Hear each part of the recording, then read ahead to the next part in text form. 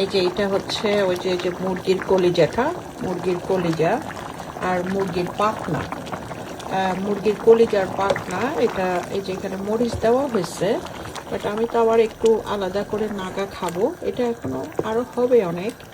হ্যাঁ, সো এটা আমি রান্না করতেছি। আমার ভাইয়ের বউ একটু একটু আসে, একটু একটু দেখে, একটু একটু করে। সে একটু অসুস্থ, তার পায়ে ব্যথা পাইছে, তারপরে সে অসুস্থ।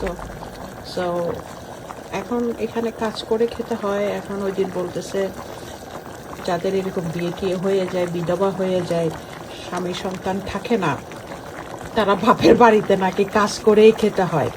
ভাবলাম ঠিক আছে, অসুবিধা নাই, আমার কপালে যখন এগুলি কাজ করা লেখাই আছে তাহলে আমি কাজ করেই খাবো। কি করবো আর, পেটে তো আর বাঁধা মানে না, না মানুষ তো পেটের দায়ে সব কিছু করতে হয়। আমি তো কাজই করছি, পেটের দায়ে তো খারাপ কিছু আর করছি না, কাজই করছি।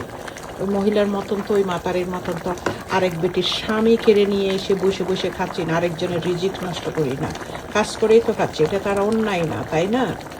যদি বা অনেকের কাছে এটা অন্যায় মনে হতে পারে, ওই যে যেগুলো হিংসুটে আছে না, খারাপ আছে না, হিংস্র নিকৃষ্ট, ওই যে কি বলে যে নাস্তিক, নাস্তিক, ওগুলার কাছে এটা খারাপ মনে হবে, ভালো মানুষের কাছে এটা খারাপ মনে হবে না। তো ভাইয়ের বউর বাসায় কাজ করে তারপরে খায়।